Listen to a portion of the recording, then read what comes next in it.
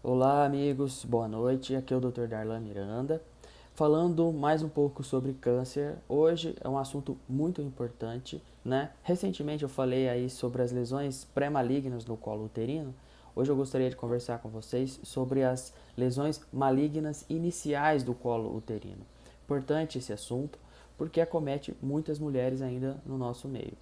E o que seriam então essas lesões iniciais do colo do útero? Seriam no nosso estadiamento quando a gente classifica essa lesão num estágio até que nós chamamos de 1B2. Nossa, que nome estranho, né? Claro, a população não tem a necessidade de saber disso. Mas a gente, quando faz um diagnóstico de câncer, o próximo passo é o estadiamento, saber em que estágio está essa doença, porque aí sim a gente vai saber como tratá-la. Então, quando a gente faz o diagnóstico lá, o paciente tem um câncer de colo de útero, o próximo passo, obviamente, é o estadiamento, que passa através do exame físico, através da história clínica da paciente e exames de imagem. Né? Então, depois que faz essa história, depois que faz o exame físico, eventualmente necessidade de exames de imagem que vai precisar para fazer o estadiamento completo, aí a gente vai saber essa classificação. Mas basicamente vou contar até a classificação 1B2. A classificação varia quando é inicial, no estágio a gente chama de 1. E esse estágio 1 ele varia entre estágio 1A e 1B. O que seria isso então? Já uma lesão maligna invasiva, então ela pode já é um câncer considerado, já é considerado um câncer. Mas no estágio 1A é quando essa lesão atravessa a lâmina basal, ou seja, é um carcinoma invasor, mas invade o estroma do colo uterino até 5 milímetros de profundidade. Isso é o estágio 1A. O 1A ainda é, isso é importante, porque o 1A ainda é subdividido em 1A1 e 1A2. Importante essa subdivisão porque vai diferenciar no tratamento. O 1A1 é quando essa divisão é percebida lá no microscópio, na hora da colposcopia, na hora da biópsia. Quando essa invasão é até 3 milímetros apenas. E 1A2 é quando essa invasão vai de 4 e 5 milímetros. Quando passa de 5 milímetros, esse estadiamento já vai para o estadio 1B, B de bola. E esse 1B ainda é dividido em 1B1 e 1B2. O 1B1 é quando essa invasão é de 0,6 milímetros até 2 centímetros. E 1B2 é quando essa invasão é de 2 a 4 centímetros, mas todas as lesões, obviamente, restritas ao colo do útero. Então, por que essa lesão é chamada de inicial? Porque até esse tamanho de 4 centímetros com a lesão restrita ao colo uterino, esse tratamento pode ser feito cirurgicamente. Aliás, é o padrão ouro nessas situações. Aquelas situações onde a paciente não pode ser operada, aí pode-se lançar a mão até da radioterapia. Mas quando se tem a possibilidade de operar, é melhor fazer a cirurgia nessas situações. Então, naquelas lesões até 4 centímetros restrita ao colo uterino, a gente opta pela cirurgia, certo? Ok. Que cirurgia a gente faz então? Aí também vai diferenciar o procedimento. Naquelas lesões, como eu disse, muito iniciais, até 3 milímetros de profundidade de invasão, que é 1A1, a gente pode lançar a mão de dois procedimentos. A paciente ainda não tem prole constituída, deseja engravidar, etc. Ela pode lançar a mão da conização, a retirada apenas do colo uterino. Claro, na peça tem que vir lá que retirando toda a peça que ela está abaixo de 3 milímetros, a lesão completa. Mas é muito plausível nessa situação já fazer a esterectomia nessas pacientes. Né? Uma coisa interessante é que nesse estágio, né, ou quando o carcinoma ele ainda é in situ, ou nesse estágio de 1A1 até 3 milímetros de invasão, a gente pode lançar a mão do procedimento laparoscópico, que é a cirurgia por vídeo, que tem menos complicações pós-operatórias no sentido de recuperação e tudo mais. Né? Então, nessas lesões mais iniciais, pode-se lançar a mão desse tipo de procedimento, que já pode parar, né, vamos dizer assim, no procedimento cirúrgico já aí. Né? Nas lesões NIC3 ou carcinoma in situ e que invade até 3 milímetros, que é a lesão mais inicial, que é 1A1, a gente pode fazer a esterectomia apenas, sem a necessidade de fazer a linfadenectomia da região pélvica. Então, essa é a importância já do diagnóstico mais precoce. Você pode lançar mão de uma cirurgia menos complexa, de uma cirurgia menos invasiva, que precisa de menos passos, e você pode fazer essa ressecção cirúrgica que a gente chama de esterectomia. E uma esterectomia que não precisa ser ampla, no sentido de ter que ligar a artéria uterina na sua base, de ter que ressecar todo o paramétro, de ter que dar uma margem vaginal adequada.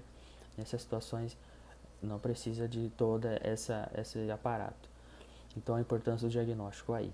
Já naquelas lesões onde na biópsia e nos exames de imagem e também no próprio exame clínico que a gente tem condições também de perceber isso, quando ela passa disso, né, 2 centímetros, ou seja, 3 centímetros, lesões que já são um B1 ou um B2 ou um A2, a partir do 1A2 passou de 6 milímetros, muda um pouquinho. Temos que fazer a esterectomia total, temos que fazer a linfadenectomia, temos que ligar a artéria uterina na sua base, temos que tirar todo o paramétro, temos que fazer tirar uma margem vaginal adequada. E nessas situações a cirurgia já não é mais por vídeo. Essa cirurgia mandatoriamente tem que ser por via tradicional, por via aberta, né, convencional, ou no corte, como se diz popularmente.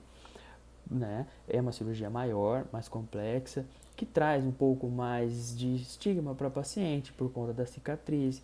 Não é a cicatriz da cesárea, não é aquela cicatriz na região suprapúbica, tem que ser uma cicatriz mediana, normalmente abaixo do umbigo, mas algumas vezes pode até passar a altura do umbigo. E é uma cirurgia muito maior nesse sentido. Tem que fazer a linfadenectomia adequada para fazer o estadiamento adequado dessas pacientes. Então, fica aí uma diferença muito importante nessas situações entre os diagnósticos muito iniciais, que seriam A1, e os iniciais, mas que ainda tem a condição de fazer a cirurgia. Ótimo. Então, essa paciente fez o diagnóstico, depois descobriu uma lesão inicial através do estadiamento e foi optado pelo tratamento cirúrgico, pois ela tinha condições de fazer a cirurgia, condições clínicas de fazer a cirurgia. E aí, o tratamento para por aí? Só a cirurgia resolve? Muitos pacientes perguntam, doutor, eu vou fazer rádio, vou fazer químio, né? Eu preciso desse tratamento complementar. Muitas vezes precisa sim desse tratamento complementar. E a gente, para discutir isso, é um pouco mais complexo, vai depender do resultado da peça. Estão vários parâmetros que são ali orientados para a necessidade ou não desse tratamento adjuvante, dessa radio e quimioterapia, que normalmente se faz concomitantemente. Né? Mas o principal, ou os principais fatores aí que fazem a necessidade desse tratamento adjuvante seriam: primeiro, você faz uma cirurgia e venha lá a margem positiva ou coincidente, ou seja, não tenha certeza que a cirurgia conseguiu tirar toda a lesão. A gente tem que fazer um tratamento complementar ali.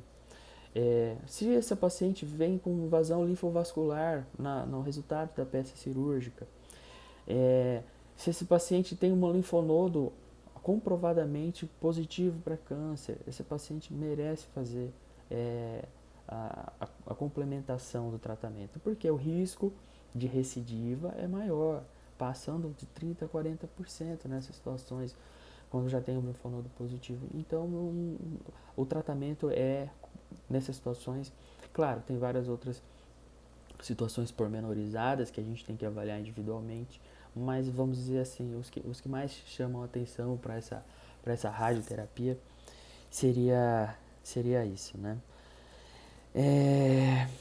Que é o que a gente classifica assim de sintomas, doença de risco intermediário para o retorno, e as pacientes que têm um risco maior que precisam desse tratamento.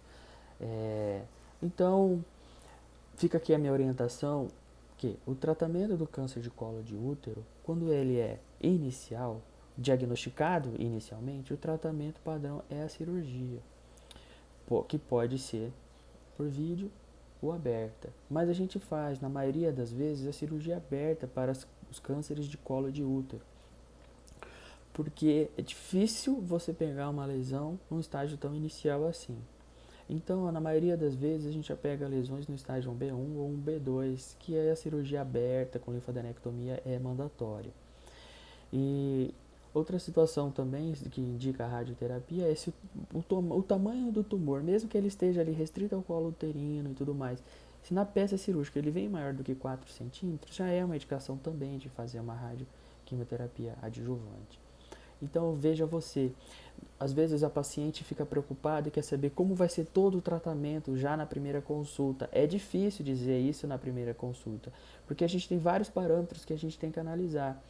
E muitas vezes cada consulta é um passo que a gente vai descobrindo. E o resultado anatomopatológico da cirurgia é importante também para a gente dizer qual vai ser a complementação desse tratamento. Então, a cirurgia é importante nesses casos. A avaliação criteriosa do anatomopatológico é importante nesses casos, porque vai definir se vai precisar fazer uma terapia adjuvante com radioquimioterapia ou não.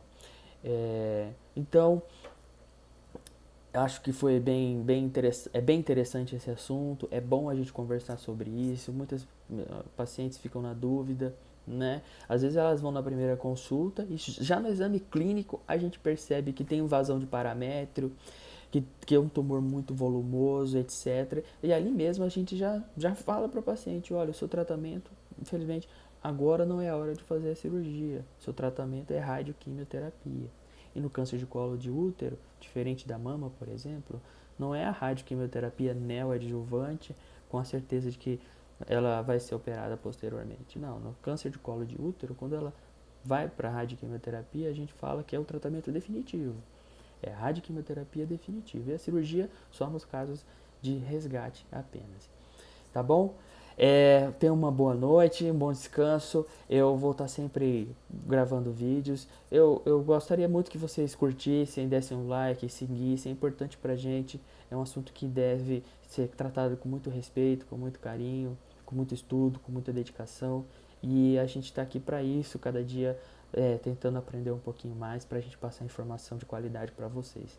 Eu fico muito feliz de estar aqui e espero vocês na próxima, tá bom? Fiquem com Deus.